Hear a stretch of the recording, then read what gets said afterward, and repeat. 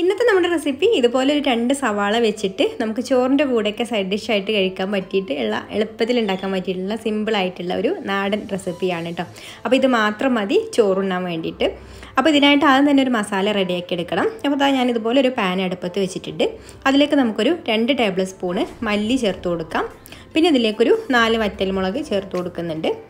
ഇനി ഇതിലേക്കൊരു 2 table spoon കടലപ്പരിപ്പും കൂടി ചേർത്ത് കൊടുക്കുന്നുണ്ട്. അപ്പോൾ നമ്മൾ 2 ടേബിൾ സ്പൂൺ കടലപ്പരിപ്പും 2 ടേബിൾ സ്പൂണ് മല്ലിയുമാണ് ഇപ്പോൾ ചേർത്ത് കൊടുത്തിട്ടുള്ളത്.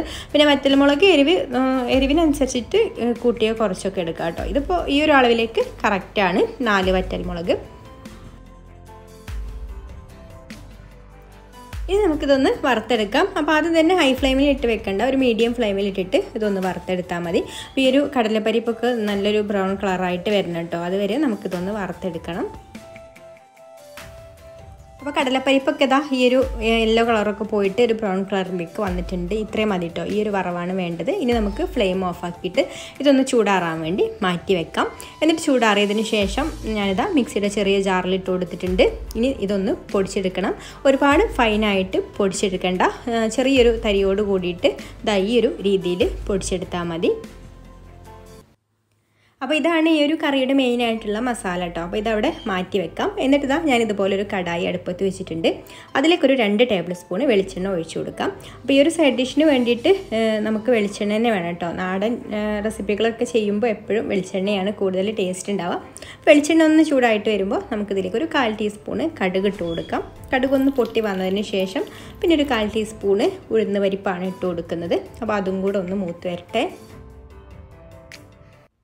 ഇനി നമുക്കിതിലേക്കൊരു 1/2 ടീസ്പൂണ് കായപ്പൊടി ചേർത്ത് കൊടുക്കാം. പിന്നെ ഒരു 1/2 ടീസ്പൂണിൻ്റെ അടുത്ത് 1/2 ടീസ്പൂണ് തികച്ചില്ല കേട്ടോ, മഞ്ഞൾപ്പൊടിയും കൂടെ ചേർത്ത് കൊടുക്കുന്നുണ്ട്. ഇനി ഇതൊന്ന് ഇതുപോലെ ലോ ഫ്ലെയിമിലിട്ടിട്ട് ഒന്ന് മൂത്ത് വന്നതിന് ശേഷം ഈ ഒരു പച്ച ടേസ്റ്റ് ഒന്ന് മാറിയതിന് ശേഷം നമുക്കിതിലേക്ക് അരിഞ്ഞു വെച്ചിട്ടുള്ള സവാള ഇട്ട് കൊടുക്കാം. സവാള ഇതുപോലെ നീളത്തിൽ കനം കുറച്ചിട്ട്, വളരെ കനം കുറച്ചിട്ടാണ് കേട്ടോ അരിഞ്ഞെടുത്തിട്ടുള്ളത്.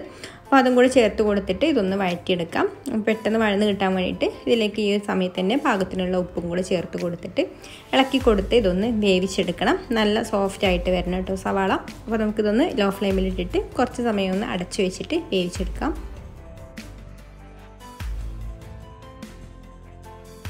അപ്പോൾ കുറച്ച് സമയം ഒന്ന് അടച്ചു വെച്ചിട്ട് ഇടയ്ക്കൊന്ന് ഇളക്കി കൊടുത്തിട്ട് വീണ്ടും ഒന്ന് അടച്ചു വെച്ചിട്ടുണ്ടായിരുന്നു കേട്ടോ. ഇപ്പോൾ അത് സവാള നന്നായിട്ട് കുക്കായി വന്നിട്ടുണ്ട്. ഇതുപോലെ നന്നായിട്ട് വെന്ത് കുഴഞ്ഞ് വരണം കേട്ടോ സവാള. അപ്പോൾ അത് ഇത്രയും മതി. ഇതവിടെ മാറ്റി വെക്കാം. എന്നിട്ട് ഞാൻ ഇതുപോലൊരു മൺചട്ടിയിൽ ഒരു പുളിവെള്ളമാണ് കേട്ടോ എടുത്തിട്ടുള്ളത്. പുളിവെള്ളം ഒരു ചെറിയ നെല്ലിക്ക വലുപ്പത്തിലുള്ള പുളി കുതിർത്തിയെടുത്തതിന് ശേഷം അത് പിഴിഞ്ഞെടുത്തിട്ടുള്ള വെള്ളമാണ് കേട്ടോ ഇത്. ഇനി നമുക്കിതിലേക്ക് കുറച്ചും കൂടെ വെള്ളം ചേർത്ത് കൊടുക്കണം. അപ്പോൾ ഞാൻ ഇതിലേക്ക് ഒരു ഗ്ലാസ് വെള്ളവും കൂടെ ഒഴിച്ച് കൊടുക്കുന്നുണ്ട്. എന്നിട്ട് ഇതൊന്ന് തിളച്ചിട്ട് വരട്ടെ.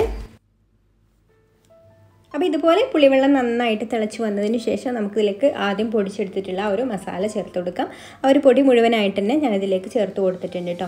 ഇനി നന്നായിട്ടൊന്ന് ഇളക്കി കൊടുക്കുക. അപ്പോൾ ഇത് ചേർത്ത് കൊടുത്തു കഴിഞ്ഞാൽ ഇതുപോലെ ചെറുതായിട്ട് കട്ടകളൊക്കെ ആയിട്ട് നിൽക്കും അവിടെ ഇവിടെയൊക്കെ ആയിട്ട്. അപ്പോൾ അതൊക്കെ നന്നായിട്ട് ഒന്ന് ഉടച്ച് മിക്സാക്കി കൊടുത്തതിന് ശേഷം ഇതൊന്ന് തിളപ്പിച്ചെടുക്കണം. അങ്ങനെ ഒന്ന് തിളച്ച് വന്നതിന് ശേഷം പിന്നെ നമുക്കിതിലേക്ക് നമ്മൾ വഴറ്റിയെടുത്തിട്ടുള്ള ആ ഒരു സവാള ഇതിലേക്ക് ചേർത്ത് കൊടുക്കാം.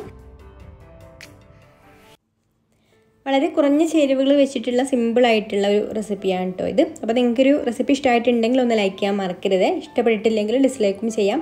അതുപോലെ തന്നെ നിങ്ങളുടെ അഭിപ്രായങ്ങളൊക്കെ താഴെ കമൻറ്റ് ചെയ്യാം. പിന്നെ ഈ ചാനൽ സബ്സ്ക്രൈബ് ചെയ്യാതെ കാണുന്ന കൂട്ടുകാരാണെങ്കിൽ ഒന്ന് സബ്സ്ക്രൈബും കൂടെ ചെയ്യണേ.